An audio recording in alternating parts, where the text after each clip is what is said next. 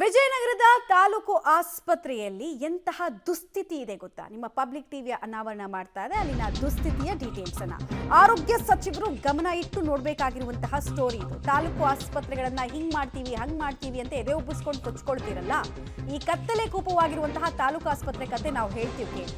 Current ಇಲ್ಲದೆ ಕತ್ತಲೆಯಲ್ಲಿರುವಂತಹ ಬಾಣಂತಿಯರು, ನವಜಾತ ಶಿಶುಗಳು. ವಿಜಯನಗರ ಜಿಲ್ಲೆಯ ಕೂಡ್ಲಿಗಿ ತಾಲೂಕಿನ ಆಸ್ಪತ್ರೆಯಲ್ಲಿ ಜನ ಒದ್ದಾಡ್ತಾ ಇದ್ದಾರೆ. ರಾತ್ರಿ ವೇಳೆ ವಿದ್ಯುತ್ ಕೈ ಕೊಟ್ಟಿದ್ರಿಂದ ನವಜಾತ ಶಿಶುಗಳ ಆಕ್ರಂದನ ಮುಗಿಲು ಮುಟ್ಟಿತ್ತು. ಬೆಳಕು ಗಾಳಿ ಇಲ್ಲದೆ ಒಂದೇ ಸಮನೆ ನವಜಾತ ಶಿಶುಗಳು ಅಳ್ತಾ ಇದ್ದು ಕಂಡುಬಂತು. ಮೊಬೈಲ್ ಟಾರ್ಚ್ ಬಳಸಿ ಶಿಶುಗಳನ್ನ ಪೋಷಕರು ಸಮಾಧಾನ ಮಾಡ್ತಾ ಇದ್ದಂತಹ ದೃಶ್ಯ ಕೂಡ ಅಲ್ಲಿನ ವ್ಯವಸ್ಥೆ ಎಷ್ಟು ಹದಗೆಟ್ಟಿದೆ ಅನ್ನೋದಕ್ಕೆ ಉತ್ತರ. ಮತ್ತೆ ಜನರೇಟರ್ ವ್ಯವಸ್ಥೆಯನ್ನ ಅಲ್ಲಿ ಮಾಡ್ಕೊಂಡಿಲ್ಲ.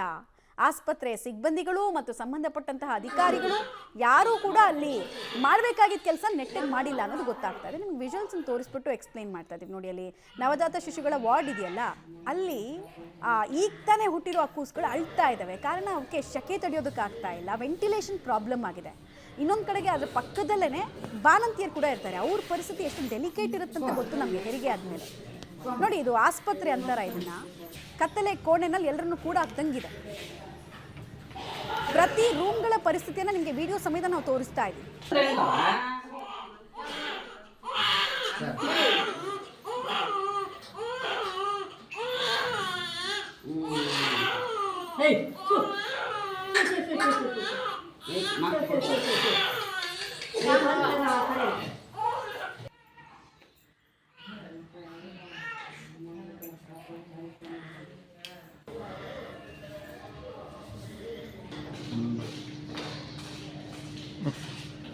ಹಾಕೊಂಡಿರ್ತೀವಿ.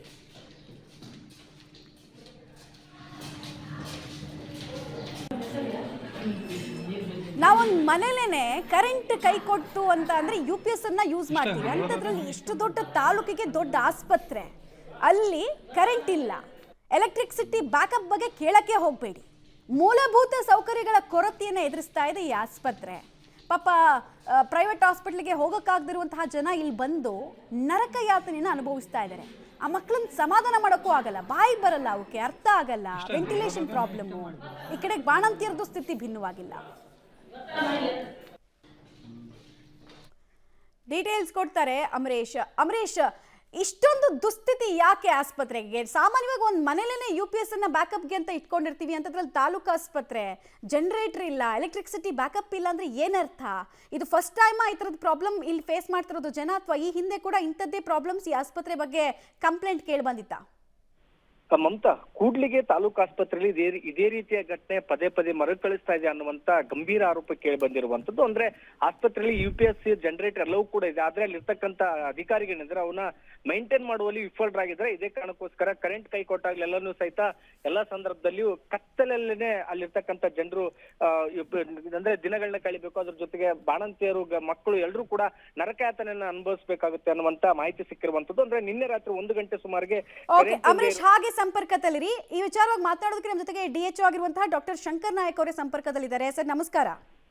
ನಮಸ್ತೆ ಸರ್. ನಮಸ್ತೆ ಮೇಡಮ್. ವಿಜಯನಗರ ಜಿಲ್ಲೆಯ ಕೂಡ್ಲಿಗಿ ತಾಲೂಕು ಆಸ್ಪತ್ರೆಯ ಕರ್ಮಕಾಂಡವನ್ನು ನಾವು ತೋರಿಸ್ತಾ ಇದ್ವಿ ಸರ್. ನೀವು ಟಿವಿ ನೋಡ್ತಾ ಇದ್ರೆ ಬಹುಶಃ ಗೊತ್ತಾಗಿರುತ್ತೆ, ಇಲ್ಲ ಅಂದ್ರೆ ನಾನು ಇನ್ಫಾರ್ಮೇಶನ್ ಹೇಳ್ತೀನಿ ನಿಮ್ಗೆ.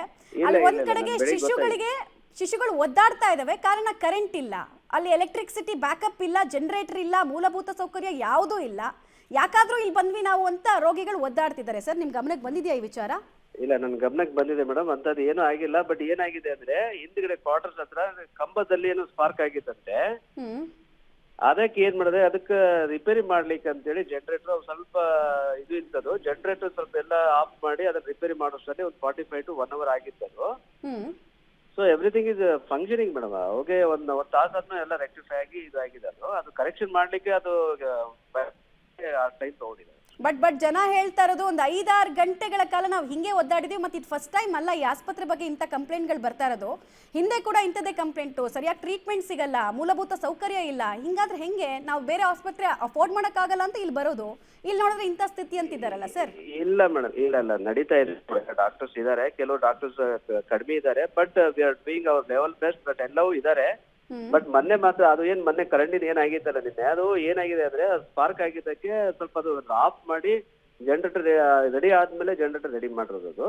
ಅಷ್ಟೊತ್ತಿಗೆ by 1 hour it has come ಅನ್ನೋದು. ಬಟ್ ಆಯ್ತು 1 ಅವರ್ ಅಂತಾನೆ ಇಟ್ಕೊಳ್ಳೋಣ ಸರ್. ಬಟ್ ಆದ್ರೆ ನಮಗ್ ಸಿಕ್ಕಿರುವಂತಹ ವಿಜುವಲ್ಸ್ ನಾವು ನೋಡ್ತಾ ಇದ್ರೆ ತುಂಬಾ ಪೋಷಕರೆಲ್ಲ ಬಂದು ಮಕ್ಕಳನ್ನ ಸಮಾಧಾನ ಪಡಿಸ್ತಾ ಇದಾರೆ. ಯಾವ ಸಿಬ್ಬಂದಿಗಳು ಅಲ್ಲಿಲ್ಲ, ಟಾರ್ಚ್ ಲೈಟ್ ಇಟ್ಕೊಂಡು ಅವರೇ ಒದ್ದಾಡ್ತಾ ಇದಾರೆ. ಇದ್ಯಾಕಾಯ್ತು? ಆಯ್ತು ಅಲ್ಲ, ಅದು ಕರೆಕ್ಷನ್ ಮಾಡ್ಲಿಕ್ಕೆ ಇದು ಮಾಡಿದ್ದಾರೆ ಮೇಡಮ್. ನಾನು ವೆರಿಫೈ ಮಾಡ್ತೀನಿ ಇನ್ನೊಂದ್ಸರಿ, but I have instructed everybody. And ನಾನು ಅವರು ಏನಾದ್ರು ಹಿಂಗೆ ಲೋಪದೋಷ ಇದ್ದರೆ ಅವ್ರು ಕ್ರಮ ತಗೊಂಡ್ರೆ ವಿಷಯದ ನೋಟಿಸ್. ಸಿಬ್ಬಂದಿಗಳ ಕೊರತೆ ಇದ್ರೆ ದಯವಿಟ್ಟು ನೇಮಕ ಮಾಡ್ಕೊಡೋ ನಿಟ್ಟಿನಲ್ಲೂ ಕೂಡ ಒಂದು ಸ್ವಲ್ಪ ಫೋಕಸ್ ಮಾಡಿ ಸರ್. ಬಿಕಾಸ್ ಅಲ್ಲಿ ಮಕ್ಕಳನ್ನ ಇಟ್ಕೊಳ್ಳೋದಕ್ಕೆ ಪೋಷಕರಿದ್ದಾರೆ. ಅಲ್ಲಿ I cannot C any staff ಅಲ್ಲಿ. ಯಾರು ನರ್ಸ್ ಕೂಡ ಇಲ್ಲ, ಡಾಕ್ಟರ್ಸ್ ಇಲ್ಲ, ಯಾರು ಕಾಣಿಸ್ತಿಲ್ಲ. ಅದ್ರ ಬಗ್ಗೆ ಆದ್ರೂ ನೀವು ಫೋಕಸ್ ಮಾಡ್ಬೇಕಲ್ವಾ? ಇಲ್ಲ, ಇದಾರೆ ಮೇಡಮ್, ಇದಾರೆ. ಕಾಣಿಸ್ತಿಲ್ಲ, ಇದಾರೆ ಕರೆಕ್ಟ್, ಬಟ್ ನಮ್ ಕಣ್ಣಿಗೆ ಕಾಣಿಸ್ತಾ ಇಲ್ಲ ಸರ್. ಎಸ್ ಎಸ್, ನಾನು ವೆರಿಫೈ ಮಾಡ್ತೀನಿ ಸರ್. Right right, thank you. ಇದು DHO ಡಾಕ್ಟರ್ ಶಂಕರ್ ನಾಯಕ್ ಅವ್ರ ಮಾತಾಯ್ತು. ಸೊ ಅವ್ರು ಹೇಳ್ತಾ ಇರೋದು ಪವರ್ ಕಟ್ ಇಂದ ಒಂದಷ್ಟು ಟೆಕ್ನಿಕಲ್ ಗ್ಲಿಚ್ ಆಯ್ತು, ಬಟ್ 1 hour ಅಲ್ಲಿ ಸಮಸ್ಯೆ ರೆಕ್ಟಿಫೈ ಆಯ್ತು ಅನ್ನೋದನ್ನ ಅವ್ರು ಹೇಳ್ತಿದ್ದಾರೆ. ಬಟ್ ನಮ್ಮ ಕಣ್ಣಿಗೆ ಕಾಣಿಸಿದ ಏನು ಅಂತ ಹೇಳಿದ್ರೆ, ನಿಮ್ಗೆ ವಿಜುವಲ್ಸ್ ಅಲ್ಲಿ ತೋರಿಸ್ತಾ ಇದ್ದೀವಿ, ಯಾವ ಸಿಬ್ಬಂದಿಗಳು ಇಲ್ಲ ಅಲ್ಲಿ. ಪಾಪ ಮಕ್ಕಳನ್ನ ನೋಡ್ಕೊಳ್ಳೋದಕ್ಕೆ ಪೋಷಕರು ಮತ್ತು ಅವ್ರ ಕುಟುಂಬಸ್ಥರು ಮುಂದಾಗಿದ್ದಾರೆ. ಟಾರ್ಚ್ ಲೈಟ್ ಇಟ್ಕೊಂಡು ಸಮಾಧಾನ ಪಡಿಸ್ತಾ ಇದ್ದಾರೆ. ಸಿಬ್ಬಂದಿಗಳ ಕೊರತೆ ಕಣ್ಣಿಗೆ ರಾಚ್ತಾ ಇದೆ ಅಲ್ಲಿ. ಡೀಟೇಲ್ಸ್ ಕೊಡ್ತಾರೆ ಅಮರೇಶ್. DHO ಇವಾಗ ತಾನೇ ಸಿಕ್ಕಿದ್ರು. ಅವ್ರು ಹೇಳ್ತಿದ್ರೆ ಏನೂ ಪ್ರಾಬ್ಲಮ್ ಇಲ್ಲ, ಎಂಥದ್ದು ಇಲ್ಲ, ಅಲ್ಲಿ ಸಿಬ್ಬಂದಿಗಳು ಇದ್ದಾರೆ, ಮತ್ತು 1 hour ಸಮಸ್ಯೆ ಅಷ್ಟೇ, ಅದು ಸರಿ ಹೋಯ್ತು. ಆಮೇಲೆ ನಾವು ಎಲ್ಲಾನು ಚೆನ್ನಾಗಿ ನೋಡ್ಕೊಳ್ತಾ ಇದೀವಿ, everything is fine, everything is under control ಅಂತಿದ್ದಾರೆ. ಮಮತಾ, ಸರ್ಕಾರಿ ಆಸ್ಪತ್ರೆಗಳಲ್ಲಿ ರಾತ್ರಿ ವೇಳೆ ಡ್ಯೂಟಿ ಮಾಡ್ತಕ್ಕಂತ ಸಿಬ್ಬಂದಿಗಳಾಗಿರ್ಬೋದು ಮತ್ತು ವೈದ್ಯರುಗಳಾಗಿರ್ಬೋದು ಯಾರು ಸಹಿತ ಆಸ್ಪತ್ರೆಗಳಲ್ಲಿ ಇರೋದಿಲ್ಲ ಅನ್ನುವಂಥದ್ದಕ್ಕೆ ಈ ಒಂದು ವಿಡಿಯೋ ನಮಗೆ ಸ್ಪಷ್ಟ ನಿದರ್ಶನ. ಯಾಕಂದ್ರೆ ಅಲ್ಲಿ ಯಾರು ಕೂಡ ವೈದ್ಯರಿಲ್ಲ, ಅಲ್ಲಿರ್ತಕ್ಕಂಥ ಸಿಬ್ಬಂದಿಗಳು ಸಹಿತ ಅಲ್ಲಿ ಸ್ಥಳದಲ್ಲಿಲ್ಲ. ಹೀಗಾಗಿ ಪೋಷಕರೇ ಮೊಬೈಲ್ ಟಾರ್ಚ್ ಅನ್ನ ಹಾಕೋದ್ರ ಮೂಲಕ ಮಕ್ಕಳನ್ನ ಸಮಾಧಾನ ಮಾಡುವಂತ ಕೆಲಸವನ್ನ ಮಾಡ್ತಾ ಇರುವಂತದ್ದು ಕೂಡ ಇಲ್ಲಿ ದೃಶ್ಯಾವಳಿಗಳಲ್ಲಿ ಕಂಡು ಬರ್ತಾ ಇದೆ. ಈಗಾಗಲೇ DHO ಹೇಳಿರೋ ಪ್ರಕಾರ ಇದು ಕೇವಲ ಒಂದು ಬಾರಿ ಸಮಸ್ಯೆ ಅಲ್ಲ, ಅವರೇ ಕೂಡ ಒಪ್ಕೊಂಡಿದ್ದಾರೆ. ಇದು ಒಂದು ಬಾರಿ ಅಲ್ಲ, ಪದೇ ಪದೇ ರೀತಿಯ ಸಮಸ್ಯೆ ಆಗ್ತಾ ಇದೆ. ಅದನ್ನ ಮುಂದೆ ಆಗದೇ ಇರೋ ರೀತಿಯಲ್ಲಿ ನಾವು ಅದನ್ನ ಸರಿಪಡಿಸ್ತೀವಿ ಅನ್ನುವಂಥದ್ದನ್ನ ಒಂದು ಅರ್ಧ ಗಂಟೆ ಹಿಂದೆ ಸಂಪರ್ಕ ಮಾಡಿದಂತ ಸಂದರ್ಭದಲ್ಲಿ ಅವರು ಸ್ಪಷ್ಟೀಕರಣ ಕೊಟ್ಟಿರುವಂತದ್ದು. ಆದ್ರೆ ಈಗ ಮತ್ತೆ ಅದ್ ಯಾಕೆ ಅವ್ರು ಸುಳ್ಳು ಹೇಳ್ತಾ ಇದ್ರೆ ಅದು ಗೊತ್ತಿಲ್ಲ. ಇನ್ನೊಂದು ಕಡೆಗೆ ಈ ಒಂದು ಸಾರ್ವಜನಿಕ ಆಸ್ಪತ್ರೆಯಲ್ಲಿ ಕೇವಲ ಈ ವಿದ್ಯುತ್ ಸಮಸ್ಯೆ ಮಾತ್ರವಲ್ಲ, ಅದ್ರ ಜೊತೆಗೆ ಬಾಣಂತಿಯರಿಗೆ ಬಿಸಿನೀರು ಕೊಡ್ತಾ ಇಲ್ಲ. ಮತ್ತೊಂದು ಕಡೆಗೆ ಅಂದ್ರೆ ಬಾಣಂತಿಯರಿಗೆ ಸರಿಯಾಗಿರ್ತಕ್ಕಂಥ ಊಟದ ವ್ಯವಸ್ಥೆಯನ್ನು ಕೂಡ ಮಾಡ್ತಿಲ್ಲ. ಸರ್ಕಾರದಿಂದ ಎಲ್ಲಾ ರೀತಿಯ ಸವಲತ್ತುಗಳನ್ನು ಕೊಟ್ಟಿದ್ರು ಸಹಿತ ಆ ಸವಲತ್ತುಗಳನ್ನ ಬಳಸಿಕೊಳ್ಳುವಲ್ಲಿ, ಅದ್ರ ಜೊತೆಗೆ ಅಲ್ಲಿರ್ತಕ್ಕಂಥ ರೋಗಿಗಳಿಗೆ ಕೊಡುವಲ್ಲಿ ಆಸ್ಪತ್ರೆಯ ಅಧಿಕಾರಿಗಳಿದ್ರೆ ಸಂಪೂರ್ಣವಾಗಿ ವಿಫಲರಾಗಿದ್ರೆ. ಹೀಗಾಗಿ ಆಕ್ರೋಶಗಳು ಕೂಡ ವ್ಯಕ್ತವಾಗ್ತಾ ಇದೆ. ಸದ್ಯಕ್ಕೆ ಇವರು ಅಧಿಕಾರಿಗಳು ಹೇಳುವಂತ ಮಾಹಿತಿ ಪ್ರಕಾರ ಸದ್ಯಕ್ಕೆ ಎಲ್ಲಾ ಸಮಸ್ಯೆ ಕೂಡ ಸಾಲ್ವ್ ಆಗಿದೆ ಅನ್ನುವಂಥದ್ದು. ಆದ್ರೆ ಸಮಸ್ಯೆ ಸಾಲ್ವ್ ಆಗಿದೆ ಅನ್ನೋದಕ್ಕಿಂತ ಹೆಚ್ಚಾಗಿ ಮೊದಲೇ ಇದು ಸಿಕ್ಕಾಪಟ್ಟೆ ಸೆಕೆ ಇರುವಂತ ಸಂದರ್ಭದಲ್ಲಿ ವಿದ್ಯುತ್ 2-3 ಗಂಟೆಗಳ ಕಾಲ ಕೈ ಕೊಟ್ರೆ ಮಕ್ಕಳ ಪರಿಸ್ಥಿತಿ ಏನಾಗ್ಬೋದು ಅನ್ನುವಂತ ಕನಿಷ್ಠ ಅರಿವು ಸಹಿತ ಅಲ್ಲಿರ್ತಕ್ಕಂಥ ಅಧಿಕಾರಿಗಳಿಗೆ ಇಲ್ಲ ಅಂತ ಕಾಣಿಸುತ್ತೆ. ಮಮತಾ, ಧನ್ಯವಾದ ಅಮರೇಶ್ ತಮ್ಮೆಲ್ಲ ಮಾಹಿತಿಗಾಗಿ.